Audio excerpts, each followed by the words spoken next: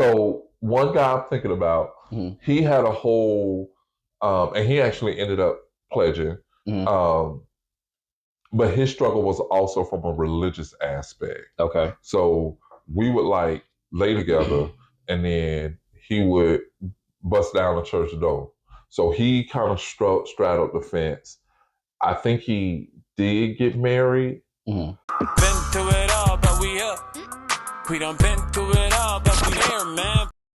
How are you feeling now that you have to go back in the closet? Because like I said, you know, man, when you're on the college campus, whether you on campus, live off campus, when you move in a certain way, even when you creeping, you know what I mean? Yeah. People know. Yeah. It's a small community. Yeah. Everybody You know what I mean? Everybody know. So other young men, you know, that you knew were gay, you know, did you like, how was it being amongst them? Was it cool to be amongst them? Not cool to be amongst them? You know what I mean? Did you have a brotherhood of other cats? Because like I said, you know, when you're on the college campus, bro, you know what it is. Them Negroes was, you know, they was.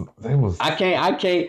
You knew a young lady who I dated. You know what I'm saying? Yeah. That happened to be, you know what I mean, like men and women. So I was privy to information that I shouldn't have been privy to. Yeah. I'm not gonna say it. You know what I mean? But there, y'all had like y'all own little organization. It was. This was all each other. Let's just call it what it was. Let's just be what it is. So because it is that, right? Like your captive audience. It's like fish in a barrel. Yeah. You know, I mean, you know what I'm saying? Like even from a straight perspective, you on this not locked in, but y'all all in this geographical area. It's very small. Yeah. Everybody trying to experiment sexually or have sexually, know what they like, and it's a buffet. You can pretty much you can go from Gamma to Kappa to, like, you know what I'm saying, all within a span of a few hours. And you know what I'm saying? Yeah. Or Mu or wherever it is you're going, and have one in every single dorm. Correct. And then a few off campus.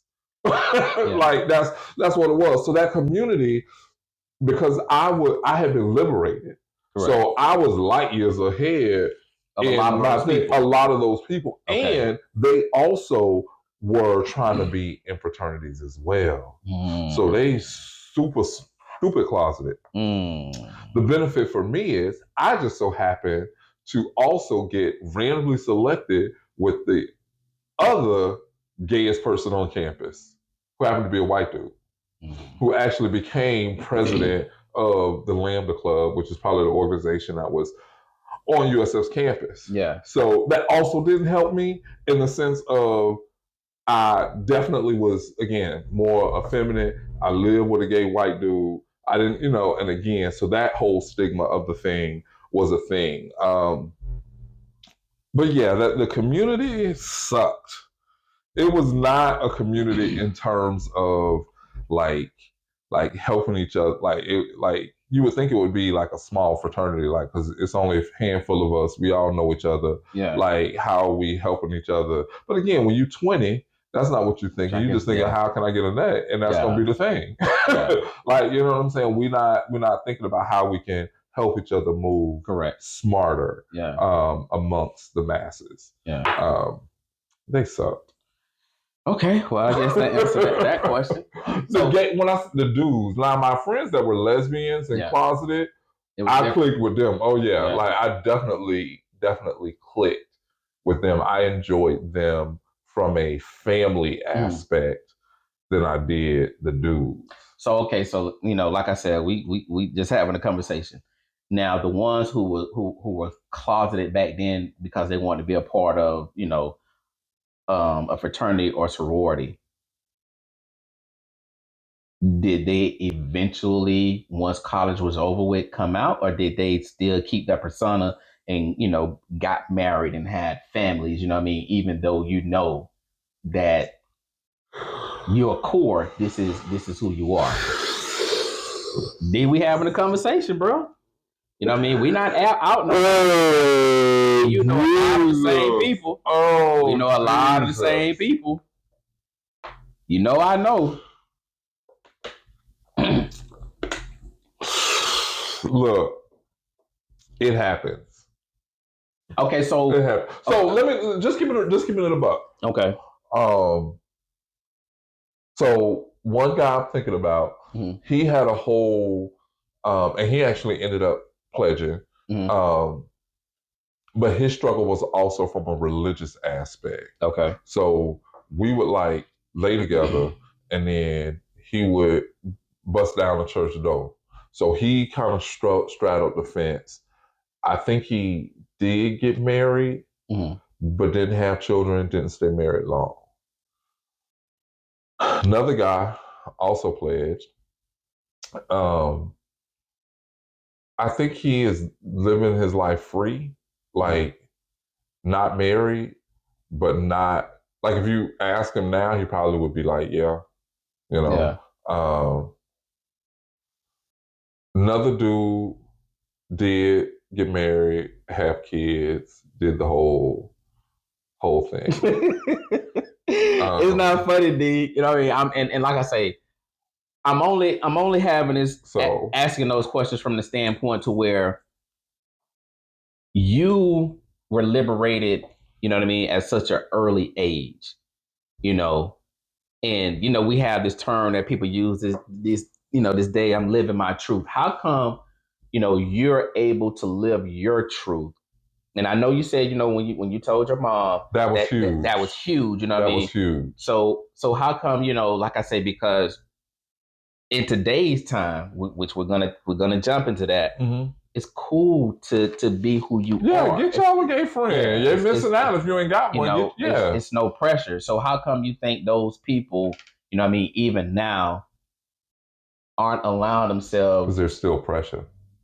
Okay, so now let's There's still pressure. We still Black, we still men, and we have all of the stigma that comes with being gay.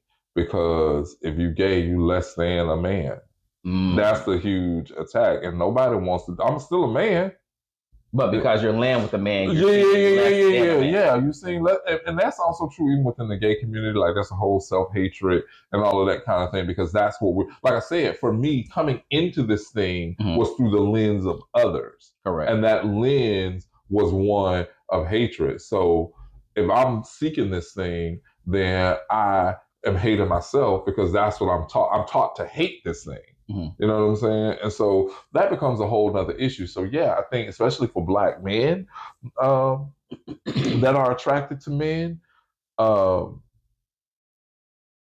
still have issues because it's still pressures of being a Black man. It's still because you still have to go because again, like is what like. So I'm more in terms of my social circle is going to be with other Black men. Like your friends are Black men, right? And so then how do I navigate that space as a Black man wanting that social connection with other Black men that's not sexual, but being gay? I can't walk in the front door saying, hey, I'm gay, let's be friends. You see what I'm saying? I still can't do that. I get it. So yeah, I just don't give a and like either you gonna be my friend, like either we're gonna have that relationship or we not gonna have that relationship. And because I know my worth as a person and as a friend. Like if I'm your friend, it's rock solid over here. Yeah. Like you know what I'm saying? It's rock solid. Like if I'm gonna eat, you gonna eat. I'm gonna do everything in my power to help you win as well. But I'm also gonna check you when you up as well. Yeah. So it's good. It's good over here. So if you like, I want to be friends with him because he's gonna look at me funny or whatever, then that's cool. You don't have that's cool. You have that absolute right to choose who you engage with or whatever. And I'm gonna let you be over there. Like I'm not gonna force myself because I know what I bring to the table. Been through it all, but we up. We done been through it all, but we here, man. Been through it all, but we up. We done been through it all, but we here, man.